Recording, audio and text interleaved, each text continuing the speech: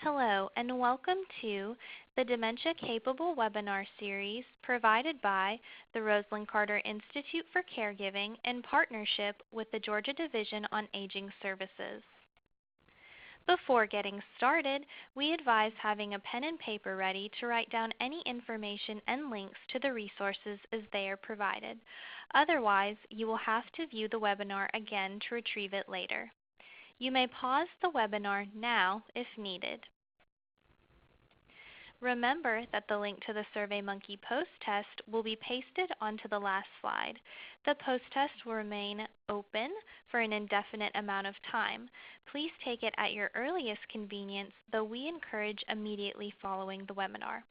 A certificate can be provided when entering your email address at the end of the post-test. Today's webinar will be Building the Care Team with Compassion and Professionalism, presented by Karen Aspenson. Karen Aspenson earned her bachelor's degree in psychology and sociology from Troy State University in Dothan, Alabama, and her master's degree in social work from the University of Wisconsin, Oshkosh. Karen has served in the helping field in residential, vocational, educational, and advocacy services. Her focus has been on working with individuals living with brain disorders and their family members, developing programs and services designed to improve the quality of life for individuals living with mental illness, cognitive disorders, and brain trauma. In 2015, Karen became certified by the Rosalind Carter Institute as a caregiver coach in their REACH program. In this capacity, she serves caregivers of individuals living with memory loss, providing education and support designed to improve caregiver coping skills and improve caregiver health. Karen and her husband Jeff live in Menasha, Wisconsin, with their golden retriever Sunny. Their main form of entertainment is spending time with their 6 children and 8 grandchildren. Welcome, Karen. Thank you so much. So today we're going to be focusing on a few different areas when it comes to helping caregivers develop their care teams. So the goals of today's training is to help you recognize the importance of establishing a supportive care team, to understand some of the barriers that often are related to development of a care team, to recognize your role in supporting the caregiver as they develop their care team, to explore some creative options to help the caregiver expand their care team, and also to give you some idea of some tools that you can incorporate as you assist the caregiver in identifying members of their care team. So this is probably a familiar tale. Barbara feels totally alone with her plight. She doesn't really tell her children what she is experiencing for fear of alarming and hurting them. She can't confide in her best friend, her husband of 50 years, because he is no longer capable of grasping her distress and expressing empathy. She doesn't want to complain to her girlfriends because her relationships with them have become more distant and superficial. So we ask, how can caregivers better balance the needs of their care recipients, their loved ones, and themselves? The loneliness felt by many family caregivers compounds their emotional suffering, making it harder for them to sustain themselves. Yet they make addressing their own loneliness a lower priority than the 1,000 daily tasks of caring for a loved one with dementia. One effective way that we can assist caregivers is by helping them to establish a supportive care team. Some of you may have heard this referred to as natural supports. These are people in our lives who typically provide free caregiving, and they may be members of our immediate family, our extended family, and our friends. So when we're helping a caregiver think about who is in their care team circle, we want to be able to look at siblings, grandparents, other relatives, and then of course their community families, their church family, their school family, any groups that they've been a member of. Primarily, we need to help them establish people who will be reliable as well, because we can often ask a lot of people who are in that care team. I once heard a speaker ask the audience to list challenging behaviors that caregivers had to cope with from their loved ones who were living with dementia. Various answers were shouted out from around the room, but the speaker's conclusion was this: a challenging behavior is any behavior that bothers the caregiver. So if people living with dementia never exhibited any behaviors that their caregivers found challenging, there would never really be a need for them to seek the development of a reliable care team. How often has a caregiver been told, if you need anything, just ask me? How often have you perhaps said that to someone in your life? The problem, of course, is having to ask. It places the burden onto the caregiver to do one more thing when they're already overburdened. Wouldn't it be great if people just did? If they just dropped off a meal, picked up some basic groceries when they were at the store anyway, came over to mow the lawn, pull the weeds, put the garbage cans out at the curb or bring them back up from the curb. Or how about offer to walk the dog, fill the bird feeders when you see that they're empty. Of course, one thing that we need to keep in mind as well is that the current population of caregivers are typically people in their 70s, 80s, and older.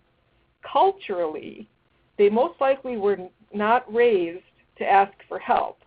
So it can't be a surprise to us that they may balk at our suggestion that they do just that, ask for help.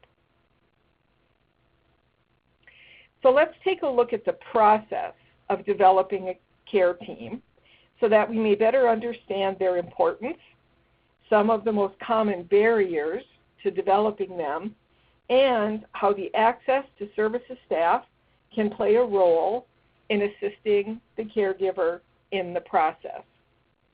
So when we look at the circle around our caregiver, certain models, this one happens to be offered through the Disability Navigator website, offers 4 levels of support. Level 1 is what they refer to as the circle of intimacy. These are people that our caregivers share their secrets, their heartfelt emotions. These are the people that obviously are the closest emotionally to the caregiver. Circle 2 is the circle of friendship.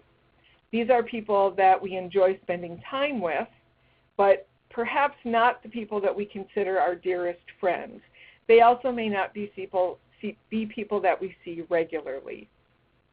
Circle 3, the circle of participation. These are people or organizations that the caregiver has participated with, such as their spiritual groups, coworkers, clubs, organizations, the weekly card game, those types of things. And then, of course, circle 4 is the circle of exchange. These are people who are paid to be in our lives. These are the doctors, the teachers, the social workers, therapists, in-home caregivers, and so on.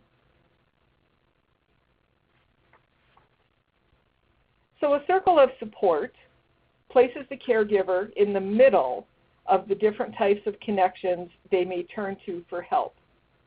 The circle, of course, will be larger for some caregivers than for others, depending upon the extent of their family, friend, and social network. When you are assisting a caregiver to develop their circle of support, remember to explore options available in each of the 4 circles we just discussed.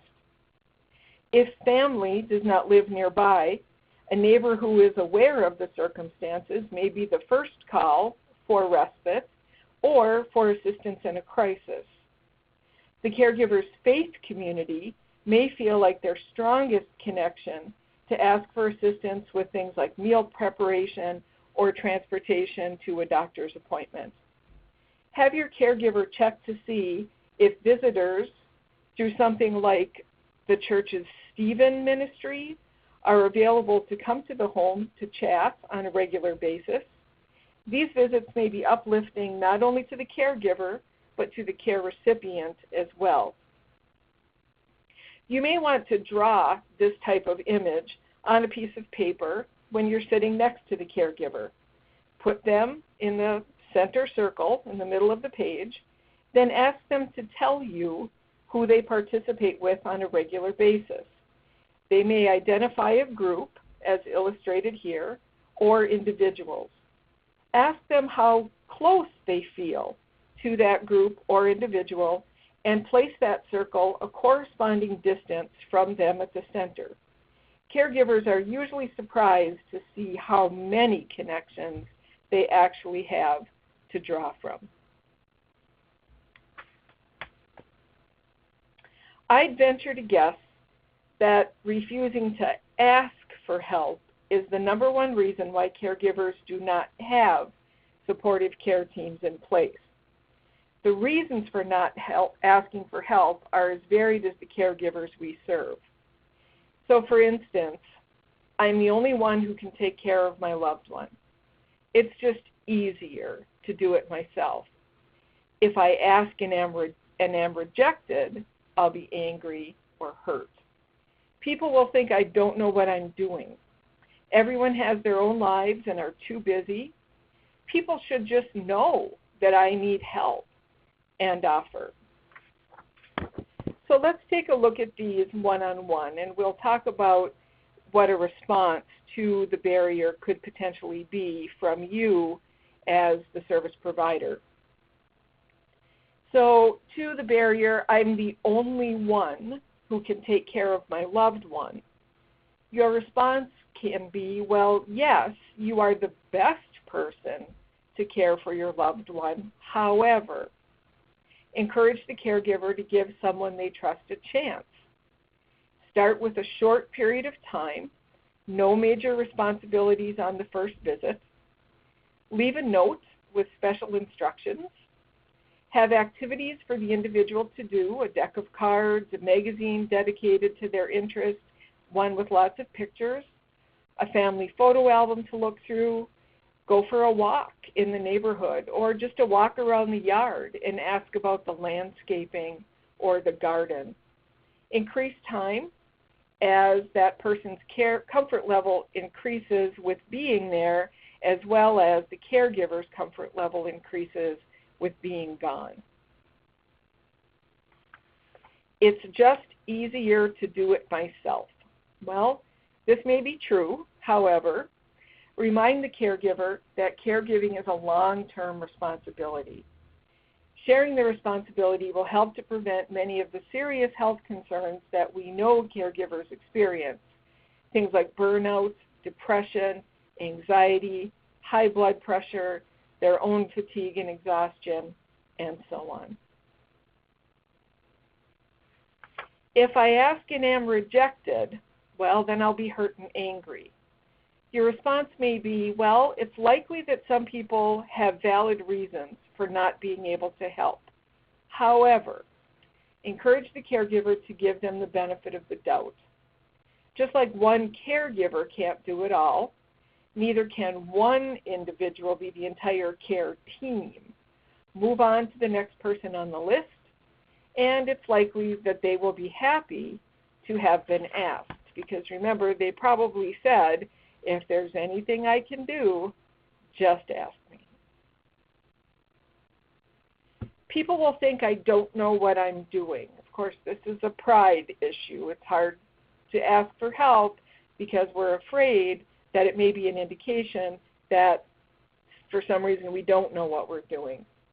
So assure the caregiver that what they and their loved one think is what's most important. However, assure them that asking for help is a way to meet their loved one's needs while looking after their own health. Asking for help is a sign that someone is a very capable and loving person, and it may take you as their assistant to remind them of that a few times before they believe that and are willing to take a chance on letting someone else in. Everyone has their own lives and are too busy. I hear this one a lot from the caregivers that I work with, even the ones that have adult children and other family members living close by. So of course it's true that many people live very busy lives. However, remind the caregiver that their needs are very important too. Encourage them to think how someone who does have the time can help out. Include as many people as they can in their care team so no one person feels they're being asked too often.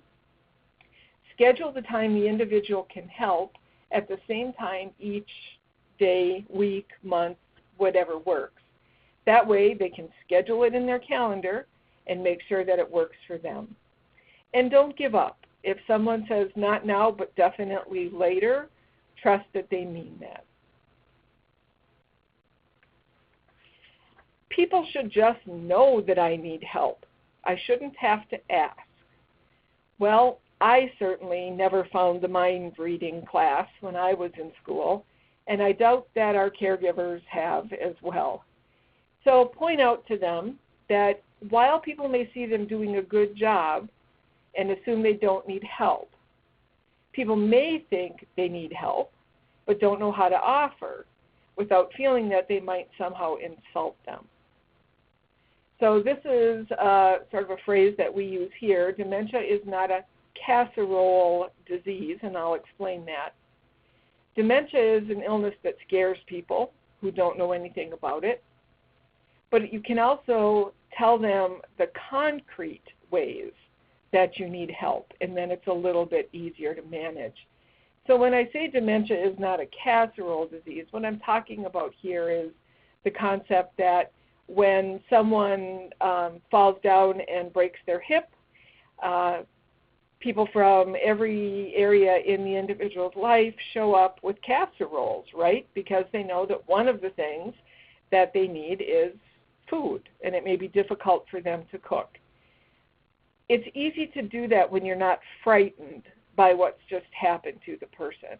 But because of that fear that often accompanies dementia, because people don't know what to say, they stay away and they don't show up with the casserole.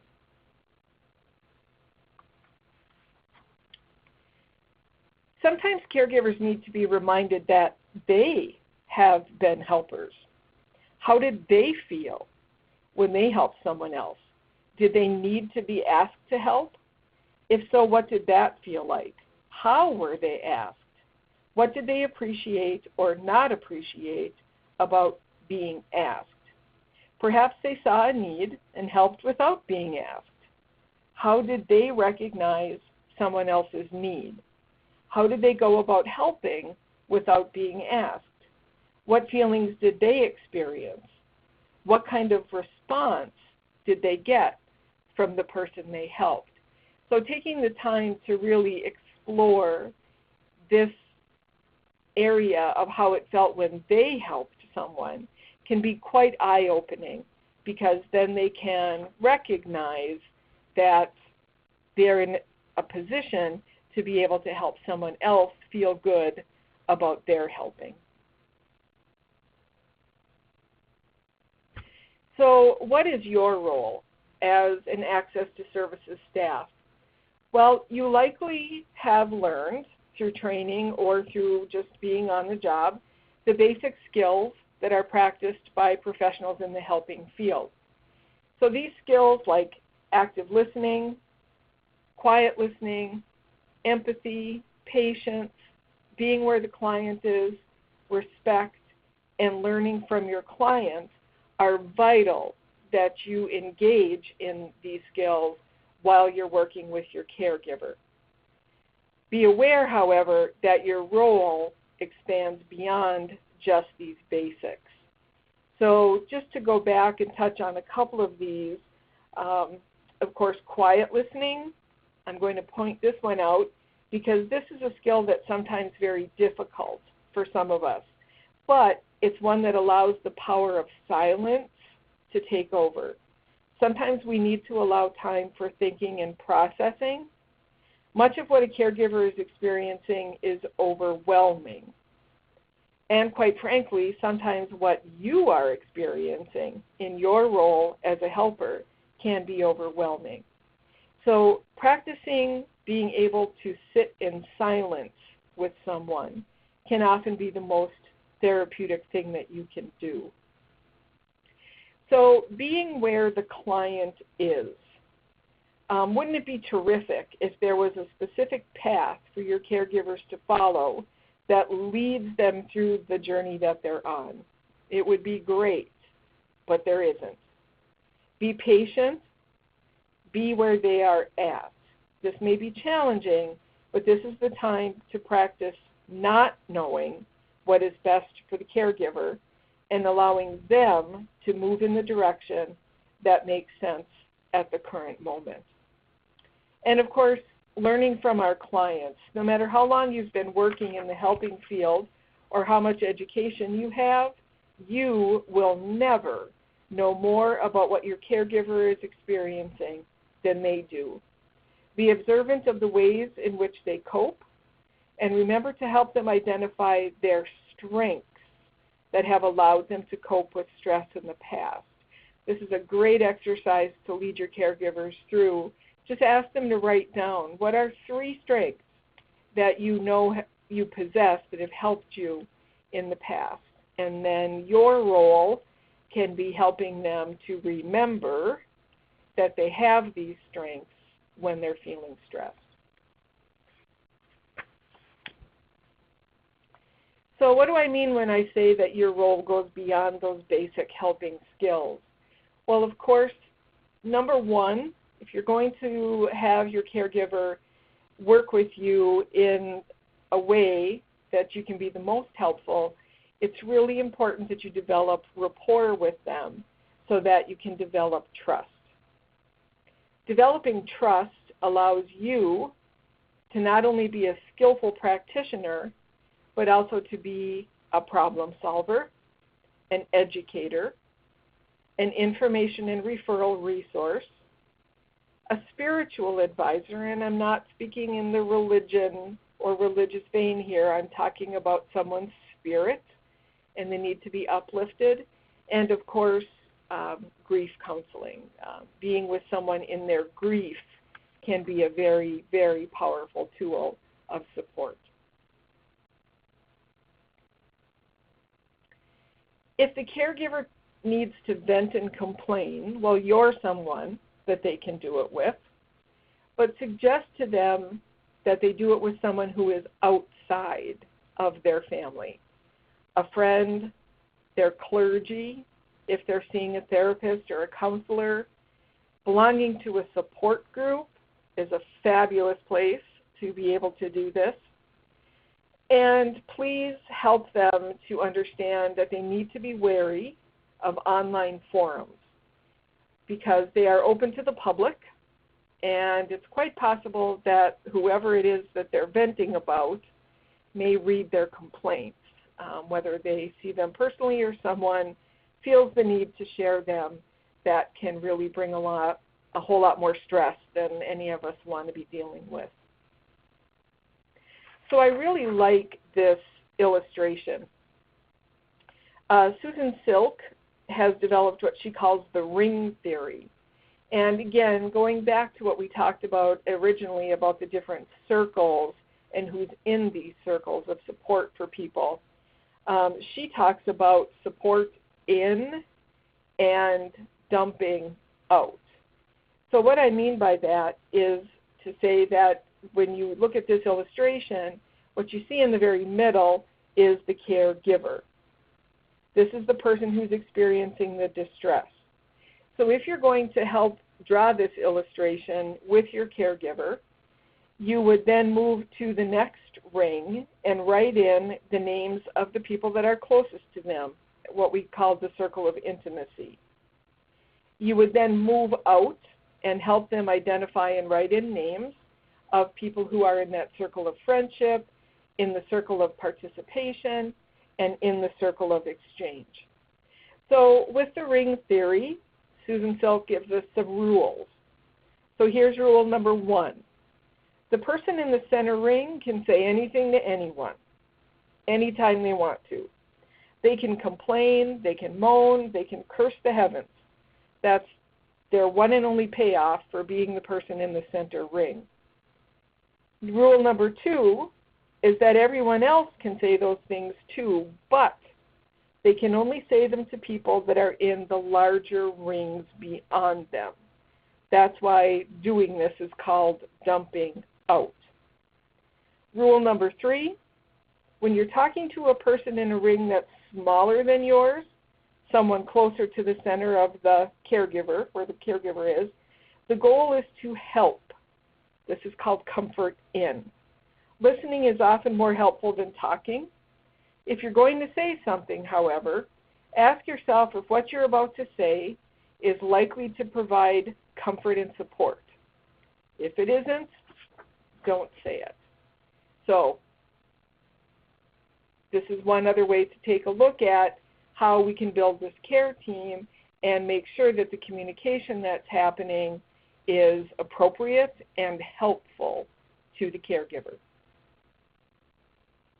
Encourage your caregiver to keep everybody up to date, everyone on their care team, and also certainly family members.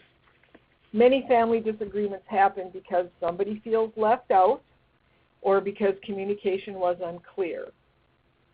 So encourage the caregiver to meet with their family, in particular, face-to-face, in person, or if possible, video calls like Skype or FaceTime.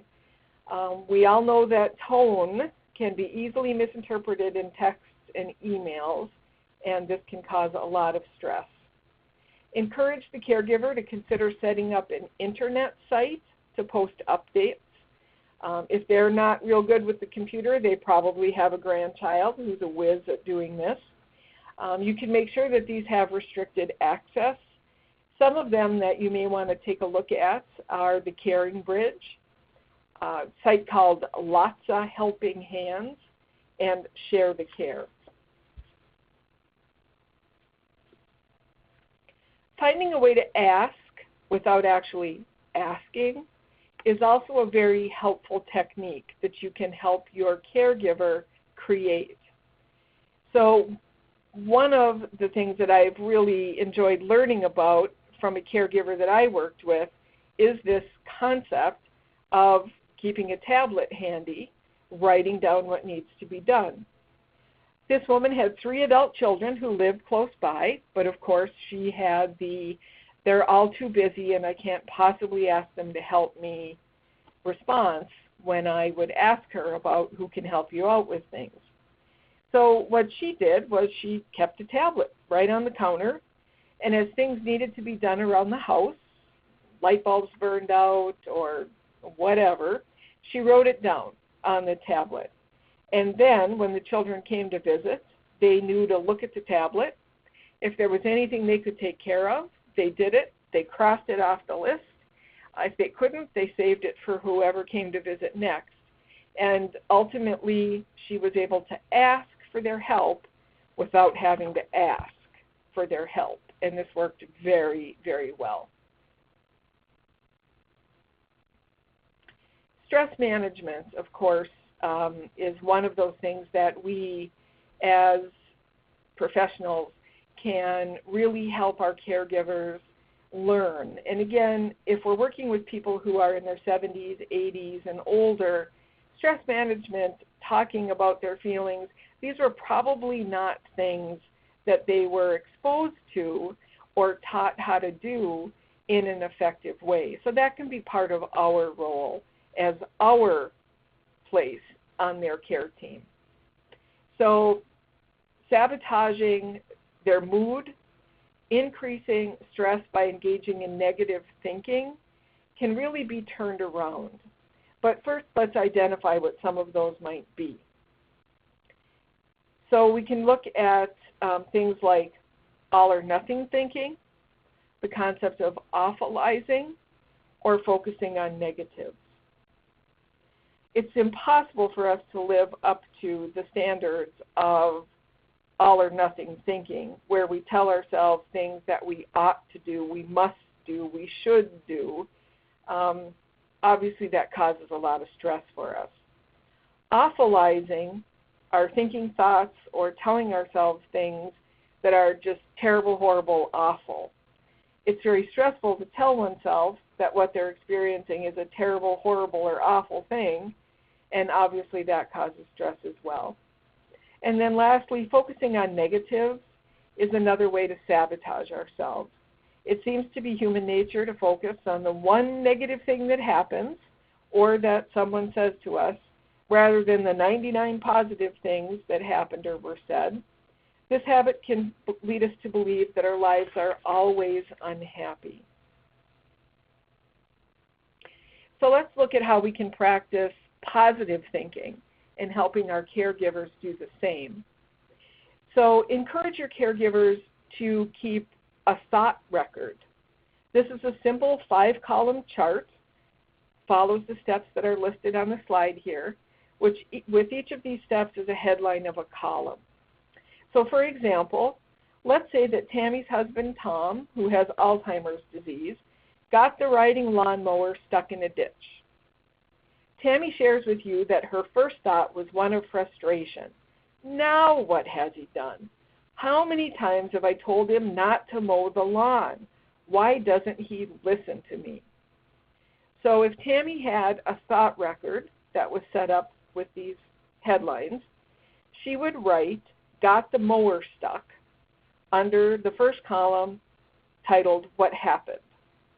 Her list of automatic thoughts upon hearing of the event and her emotions of frustration and irritation could be written under the feelings heading. Now we would encourage Tammy to consider substitute thoughts for the ones she had. We want her to challenge and replace or substitute unhelpful or negative thoughts with more helpful or milder ones. In this instance, Tammy may come to think, well, at least Tom wasn't harmed. Or, I know Tom still needs to do things that make him feel helpful. She is then asked to identify milder emotions that match her milder thoughts. She may now say she feels less frustrated or less irritated. Encouraging a caregiver to keep a thought record over a period of time can be a very helpful tool in assisting them to change negative thoughts into positive ones, because this takes practice, but it can really help. Introducing our caregivers to online resources that may be helpful to them is also something that we can do. There are a lot of different apps that are free to download. I've listed several here that can be helpful to someone who is living with someone who has dementia. Of course, there are dedicated pages, things like Facebook for caregivers. Mashable is a website that has all kinds of different tips for caregivers. One of my favorites is something called a Care Calendar. Care Calendar is the original free website that allows another person, a member of the care team, to organize meals and other help for families in need whenever there is a life-changing event like living with dementia. Care Calendar is one of those easy ways to ask for help without having the caregiver being the one to do the asking. Helpers can see what's needed and sign up for whatever it is that they would like to help with. So I really encourage you to check that website out, carecalendar.org, and bring it up to your caregivers if you think it's something that would help them. Some of the sources that I used in preparing today's presentation are ARP, the Alzheimer's Association, Barry J. Jacobs, who wrote an article that was published on the ARP website, Care Calendar, the Disability Navigator, the Rosalind Carter Institute REACH Caregiver Guide, and of course the article by Susan Silk, Caring for Loved Ones. This is my contact information, and if you have any questions or comments, I would love to hear from you. Thank you. Well, thank you so much, Karen. It was such a pleasure. Just a reminder to the viewers, the link to the post test is pasted on this last slide. Please take it at your earliest convenience. A certificate can be provided by entering your email address at the end of the post test. Please remember to view the other webinars in the Dementia Capable webinar series provided by the Rosalind Carter Institute for Caregiving in partnership with the Georgia Division on Aging Services. Thank you, and we hope that you will join us again.